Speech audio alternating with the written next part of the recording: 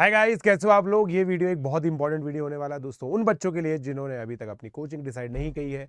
और इस वीडियो के अंदर मैं आप लोगों को ऑनलाइन और ऑफलाइन दोनों के एस्पेक्ट्स बताने वाला हूँ। ऐसे वैसे मेरे काफ़ी सारे वीडियोस पहले भी कर रखे हैं मैंने। हर साल अप्रैल के टाइम पे मैं ये वीडियोस करता हूँ। ये उन सभी बच्चों के लिए रेलेवेंट है जो 10th से 11th में आ रहे हैं, 11th से 12th में आ रहे हैं या फिर ड्रॉप लेने वाले हैं। तो एक क्वेश्चन आप लोग के दिमाग में आता है कि सर अब तो दोनों ही तरह की कोचिंग अवेलेबल है। अब कोविड का सिचुएशन तो है नहीं, देखो कोविड के बाद ऑनलाइन और ऑफलाइन दोनों कोचिंग्स अवेलेबल है।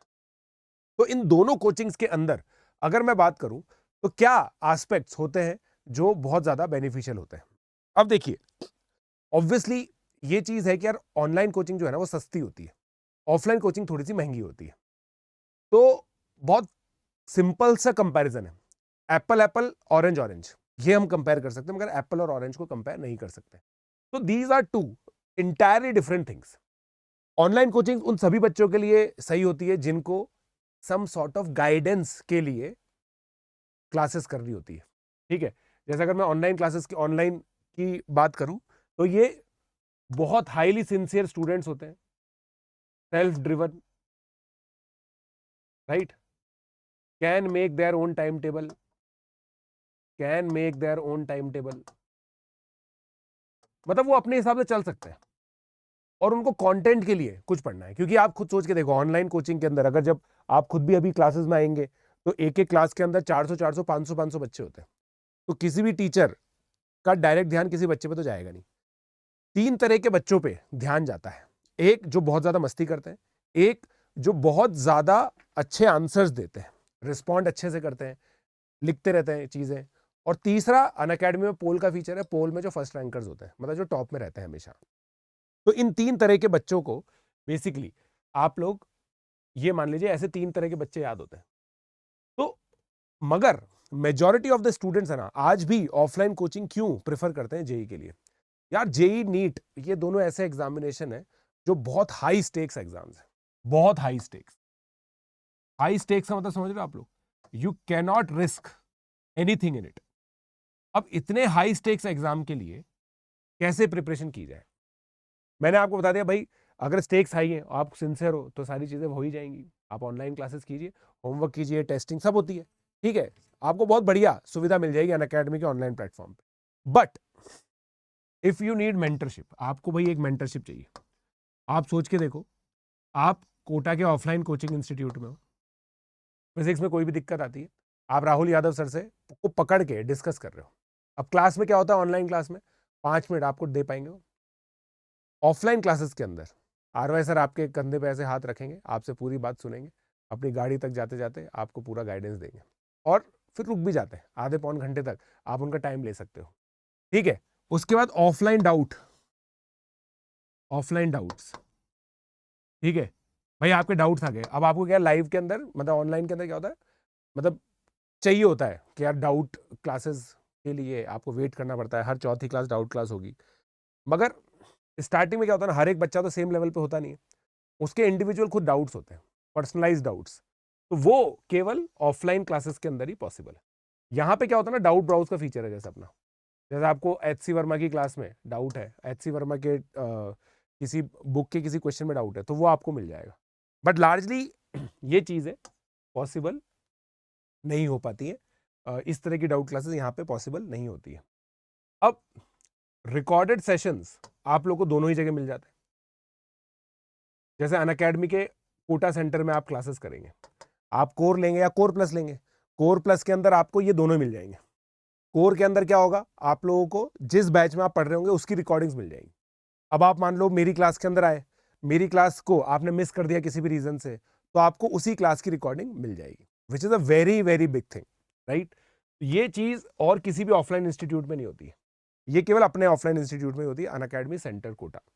तो अनअकैडमी के कोटा सेंटर में बेसिकली आप लोग ये चीज पा सकते हो, राइट। उसके अलावा अब देखो, majority of the coaching institute में जो सबसे ज्यादा इंपॉर्टेंट चीज होती है ना, वो होती है टॉप रैंक्स की स्ट्रेटेजी। अब आप लोगों ने सुना होगा कि अलग अलग कोचिंग्स ऐसे होते हैं जो अलग अलग स्टार बैचेस बनाते हैं, ठीक है। उनके स्टार बैचेस होते ही किसी और बिल्डिंग में।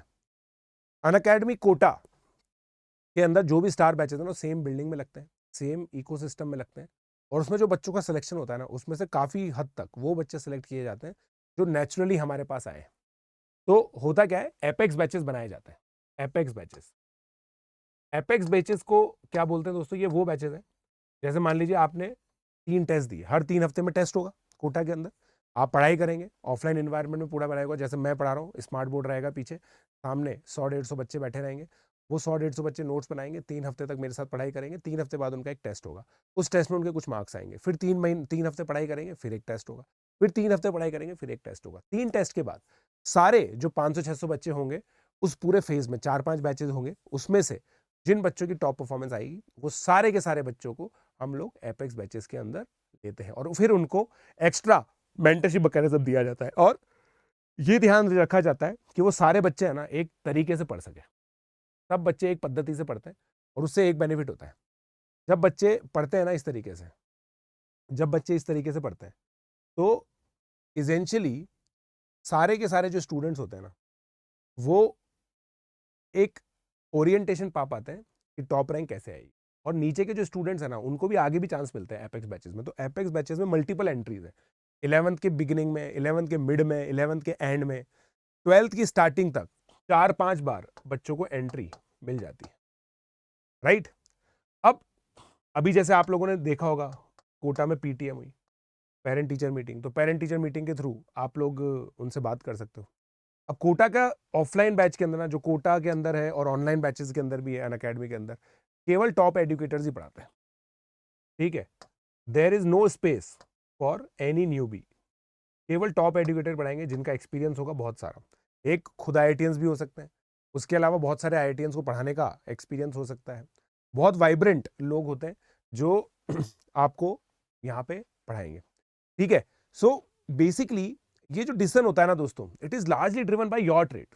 अगर आप लोग खुद से ड्रिवन नहीं हो, आपको है यार कि मेरे को आईआईटी करना है मगर मेरे को पता नहीं है कैसे करना है, ये दूसरी स्टेटमेंट बहुत इंपॉर्टेंट, मुझे नहीं पता है कि कैसे करना है, ज्यादा दिमाग मत लगाओ, ये कर लो।